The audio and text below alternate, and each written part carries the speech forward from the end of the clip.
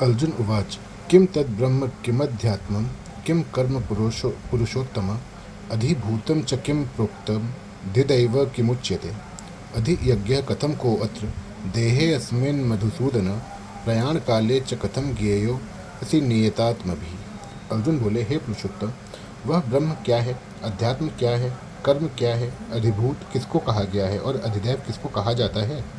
यहाँ अधियज्ञ कौन है और वह इस देह में कैसे है। हे मधुसूदन, वशीभूत अंतःकरण वाले मनुष्य के द्वारा अंतकाल में आप कैसे जानने में आते हैं। व्याख्या। पुरुषोत्तम किम तद ब्रह्म। हे पुरुषोत्तम, वह ब्रह्म क्या है, अर्थात ब्रह्म शब्द से क्या समझना चाहिए। किम अध्यात्म, अध्यात्म शब्द से आपका क्या अभिप्राय है। किम कर्म, कर्म क्या है, अर्थात कर्म शब्द से आपका क्या भाव है। अधिभूतम च किम प्रोक्तम, आपने जो अधिभूत शब्द कहा है उसका क्या तात्पर्य है। अधिदैवम किमुच्यते, अधिदैव किसको कहा जाता है। अधियज्ञ कथम कोऽत्र देहे अस्मिन्, इस प्रकरण में अधियज्ञ शब्द किसको लेना चाहिए।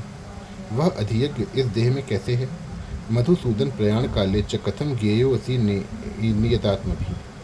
हे मधुसूदन, जो पुरुष वशीभूत अंतःकरण वाले हैं, अर्थात जो संसार से सर्वथा हटकर अनन्य भाव से केवल आप में ही लगे हुए हैं, उनके द्वारा अंतकाल में आप कैसे जानने में आते हैं, अर्थात वे आपके किस रूप को जानते हैं और किस प्रकार से जानते हैं।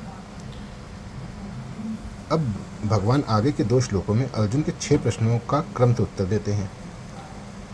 अक्षरम ब्रह्म परमम स्वभावो अध्यात्म मुच्यते भूत भावोद्भवकारो भवकरो विसर्गः क्रम संगितः। श्री भगवान बोले, परम अक्षर ब्रह्म है और परा प्रकृति जीव को अध्यात्म कहते हैं।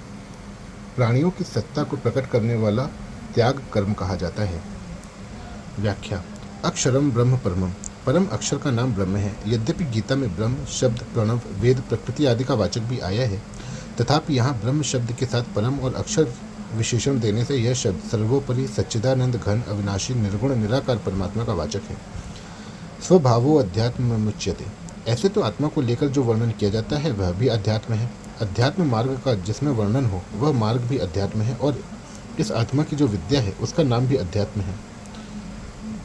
परंतु यहाँ स्वभाव विशेषण के साथ अध्यात्म शब्द आत्मा का अर्थात जीव के होनेपन का स्वरूप का वाचक है।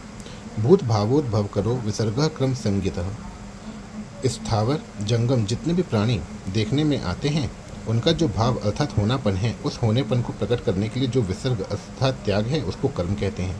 महाप्रलय के समय प्रकृति की अक्रिय अवस्था मानी जाती है तथा महासर्ग के समय प्रकृति की सक्रिय अवस्था। इस प्रकार अवस्था का कारण भगवान का संकल्प है कि मैं एक ही बहुत रूपों से हो जाऊं।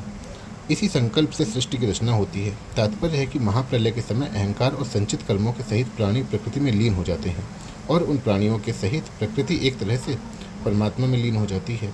उस लीन हुई प्रकृति को विशेष क्रियाशील करने के लिए भगवान का पूर्वोक्त संकल्प ही विसर्ग अर्थात त्याग है।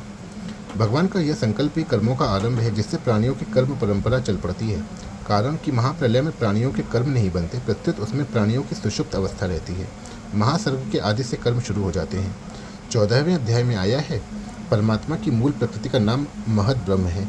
उस प्रकृति में लीन हुए जीवों का प्रकृति के साथ विशेष संबंध करा देना अर्थात जीवों का अपने अपने कर्मों के फलस्वरूप शरीरों के साथ संबंध करा देना ही परमात्मा के द्वारा प्रकृति में गर्भ स्थापन करना है। उसमें भी अलग अलग योनियों में तरह तरह के जितने शरीर पैदा होते हैं, उन शरीरों की उत्पत्ति में प्रकृति हेतु है और उनमें जीव रूप से भगवान का अंश है। ममई वांशो जीव लोके, इस प्रकार प्रकृति और पुरुष के अंश से संपूर्ण प्राणी पैदा होते हैं। 13वें अध्याय के 26वें श्लोक में भगवान ने कहा है कि स्थावर जंगम जितने भी प्राणी उत्पन्न होते हैं वे सब क्षेत्र और क्षेत्रज्ञ के संयोग से ही होते हैं। क्षेत्र और क्षेत्रज्ञ का विशेष संयोग अर्थात स्थूल शरीर धारण कराने के लिए भगवान का संकल्प रूप विशेष संबंध ही स्थावर जंगम प्राणियों की स्थूल शरीर पैदा करने का कारण है। उस संकल्प होने में भगवान का कोई अभिमान नहीं है। प्रत्युत जीवों के जन्म जन्मांतरों के जो कर्म संस्कार हैं वे महाप्रलय के समय परिपक्व होकर जब फल देने के लिए उन्मुख होते हैं तब भगवान का संकल्प होता है। इस प्रकार जीवों के कर्मों की प्रेरणा से भगवान में मैं एक ही बहुत रूपों से हो जाऊं, यह संकल्प होता है। मनुष्य मात्र के द्वारा विहित और निषिद्ध जितनी क्रियाएं होती हैं उन सब क्रियाओं का नाम कर्म है। तात्पर्य है कि मुख्य कर्म न तो भगवान का संकल्प हुआ और उसके बाद मुख्य कर्म तो भगवान का संकल्प हुआ और उसके बाद कर्म परंपरा चलती रहती है। परिशिष्ट भाव। स्वभावो अध्यात्म मुच्यते। परा प्रकृति भगवान का स्वभाव है। प्रकृतिम विद्धि में पराम। प्रकृति कहो चाहे स्वभाव, एक ही बात है। यह परा प्रकृति अर्थात जीव ही अध्यात्म नाम से कहा गया है। इसको भगवान ने अपना अंश भी बताया है। ममैवांशो जीव लोके। स्वभावो अध्यात्म मुच्यते का दूसरा तात्पर्य है कि बालक, जवानी और वृद्धावस्था में, जागृत, स्वप्न और सुषुप्ति में, 84 लाख योनियों में, सर्ग और प्रलय में, महासर्ग और महाप्रलय में भी जीव का कभी अभाव नहीं होता। न भावो विद्यते स्तः, अर्थात इसका अपना भाव सदा विद्यमान रहता है। सृष्टि रचना रूप कर्म को त्याग करने का तात्पर्य है कि इसमें अपनी स्थिरता का त्याग है। कारण कि तत्व स्थिर अचल है और उस स्थिरता का त्याग ही कर्म है। भगवान का सृष्टि रचना रूप कर्म ही आदि कर्म है, जिससे कर्मों की परंपरा चली है। अतः कर्म के अंतर्गत 3 प्रकार के कर्म आते हैं। सृष्टि की रचना, क्रिया मात्र जो फलजनक नहीं होती, और पाप पुण्य, शुभ अशुभ कर्म जो फलजनक होते हैं। भगवान का सृष्टि रचना रूप कर्म वास्तव में अकर्म ही है। भगवान ने कहा भी है, तस्य कर्तारमपि माम विद्धे कर्तारमव्ययम्। उस सृष्टि रचना का कर्ता होने पर भी मुझे अव्यय परमेश्वर को तू अकर्ता जान।